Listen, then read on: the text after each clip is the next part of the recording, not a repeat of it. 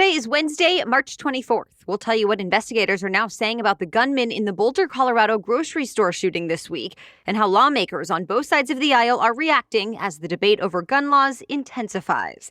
Also, millions more Americans are becoming eligible for COVID-19 vaccines. Which states are next on the list to open it to all adults? Plus, what new research found about the Quarantine 15, why the U.S. Postal Service may be slowing down the mail, and the next big Marvel movie coming to streaming the same day as theaters. Welcome to The Newsworthy. All the day's news in around 10 minutes. Fast, fair, fun, and on the go. I'm Erica Mandy. Thanks so much for being here. You ready? Let's do this. A memorial full of flowers, candles, and signs is growing outside the grocery store where a gunman opened fire in Boulder, Colorado earlier this week. And people are stopping by to pay their respects to the 10 people who died. Police have now identified them all, and they range in age from 20 to 65. They included a Boulder police officer, young grocery store workers, a business owner, mothers, fathers, daughters, and sons. Flags are now lowered nationwide in memory of those victims. Meanwhile, investigators are starting to learn more about the accused gunman. A 21-year-old man from another Denver suburb is now charged with killing all 10 people at the crowded supermarket. Police say he acted alone, but they don't have an exact motive. That said, the suspect's family told them the man was suffering from some type of mental illness and would get delusions. Apparently, he believed people were following or chasing him. Investigators say he bought the assault rifle used in the attack just 6 days before the shooting.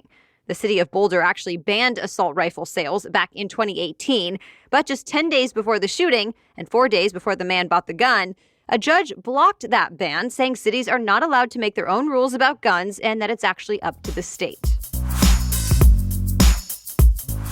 On a national level, lawmakers in Washington are once again confronting calls for gun reforms. And those calls have especially picked up after 2 mass shootings now since last week. Senators talked about 2 proposals. One would expand requiring background checks to include guns bought online or at gun shows. The other would give the FBI more time to vet gun buyers who get flagged by the National Instant Check system. The Democratic-controlled House already passed both of these measures earlier this month, but the votes were mostly along party lines. Almost every Democrat voted yes, and almost all Republicans voted no. So in the Senate, where it's more evenly split between Republicans and Democrats, the bills face an uphill battle. At the Senate hearing just yesterday, some Republicans said expanded background checks would not have stopped the shooting this week in Boulder or last week's mass shooting in the Atlanta area. And they say adding more background checks would go against the Second Amendment right for Americans to bear arms. For now, some Democrats say they should not settle for anything less than universal background checks. And many want even more gun reform after that. For example, President Biden is calling on Congress to ban assault weapons and high-capacity magazines. He said it will save lives and we have to act soon. But as NBC News reports, that idea is even less likely to get enough support in the Senate. To be continued. Millions more Americans are starting to become eligible for COVID-19 vaccines. Starting today, everyone 16 and older can sign up to get their shots in Utah and in certain parts of Arizona. Tomorrow, everyone in Georgia can start making vaccine appointments. Then Texas, Ohio, Indiana, and more are opening up their eligibility to all residents in the next week. You'll remember President Biden pushed states to make sure everyone 16 and older can sign up by May 1st. But as you can tell, a growing list of states are determined to beat that deadline. So far, more than 30% of American adults have gotten at least one COVID-19 shot, and 14% are fully vaccinated. Health experts have said getting these vaccines is key to returning to pre-pandemic life. So as the number of vaccinations gets higher, more restrictions are being lifted as well. For example, Virginia's governor just announced some changes. In that state, more people are now allowed at events, even indoors, and sports and entertainment venues can start welcoming more people back. At this point, more than a dozen states do not have mask mandates in place, and even more states are expected to lift their mandates in the coming weeks. That said, the White House COVID-19 task force has been reaching out to state officials to talk about how new strains of the virus are still spreading. The CDC director says they're trying to convince state leaders to, quote, slow down the relaxation for just a little while longer. Americans now have even more time to sign up for health plans under the Affordable Care Act. President Biden had already added a special enrollment period through mid-May, and with a lot of people still signing up, he just extended that. So now people will have until August 15th. Remember, the ACA, or Obamacare, offers some options and possibly some discounts if you aren't already getting insurance through an employer. Typically, though, you only have limited time at the end of each year to change your health insurance plan unless you have a so-called qualifying life event like a recent job loss or change. So this second extension through mid-August is a big change. More news is just ahead, but first, this episode is brought to you by Ritual. We all deserve to know what we're putting in our bodies and why, especially when it's part of your daily routine. And that's why I appreciate Ritual's transparent approach. They have a one-of-a-kind visible supply chain so you always know what nutrients you're taking and where they came from.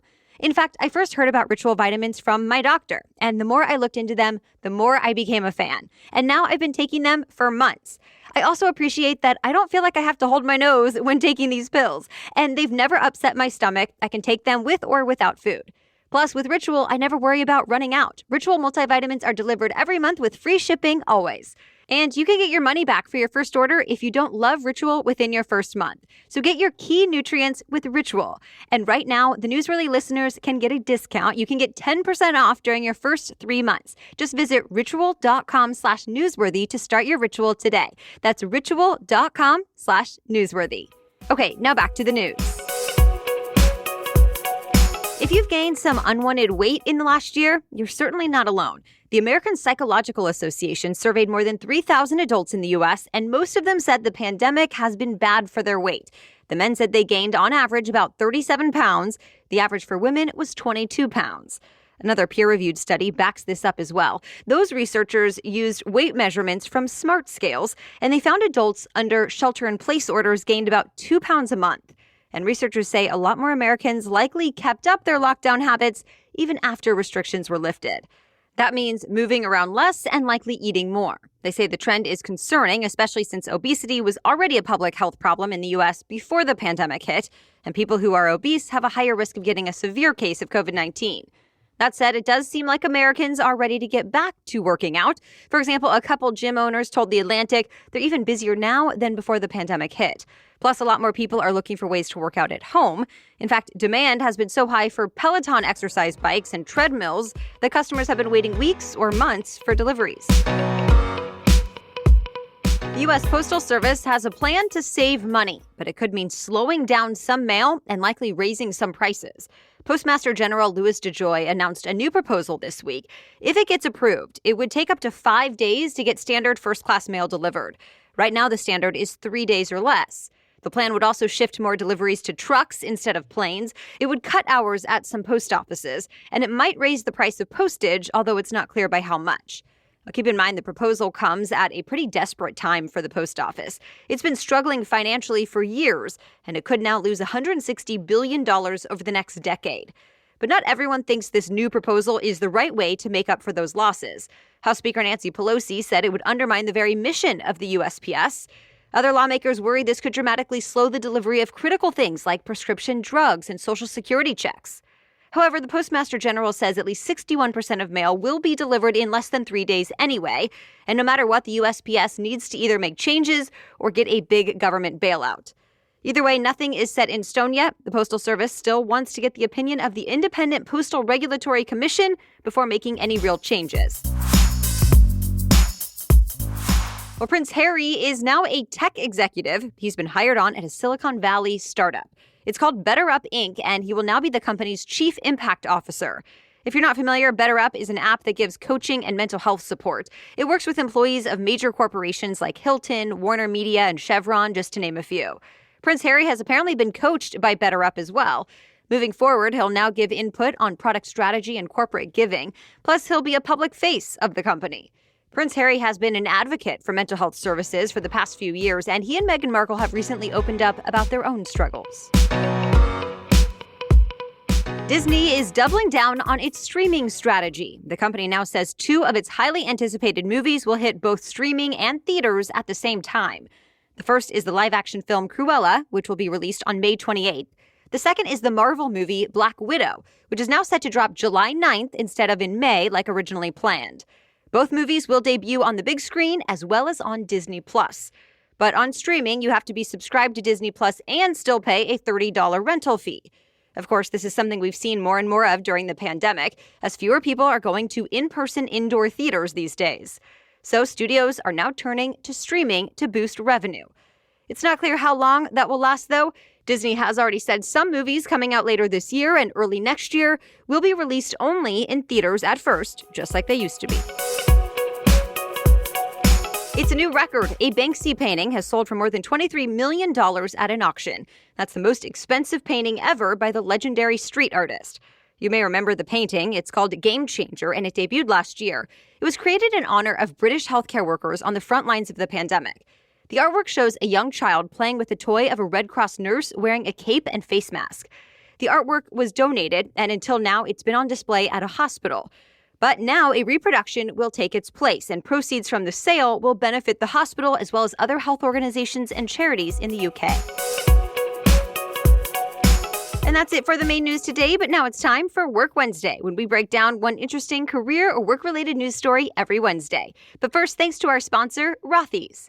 If you have not tried Rothy's shoes yet, let me tell you, they're incredibly comfortable with zero break-in period. Apparently, it's thanks to their seamlessly knit-to-shape design, and whenever I find shoes that combine comfort and style, I'm sold. They even add in sustainability, so I can feel really good about buying from Rothy's. Yes, they've literally transformed tens of millions of bottles into beautiful shoes, handbags, and face masks.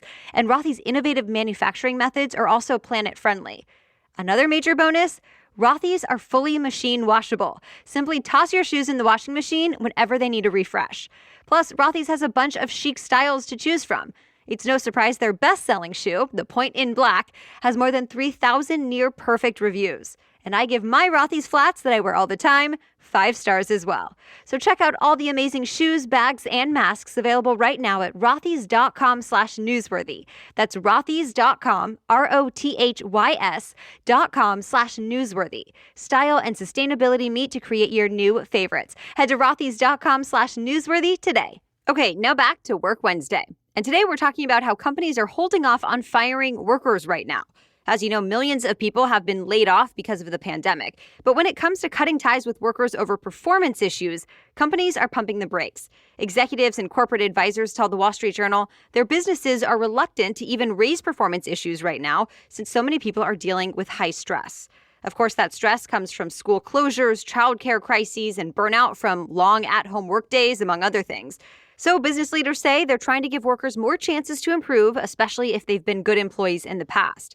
In some cases, companies are also adjusting the way they measure performance. For example, one HR firm said it gave up its usual formal performance reviews and decided to have more ongoing conversations with employees instead. All right, thanks as always for listening today. We will catch you up on more news to know tomorrow. Until then, have a great day.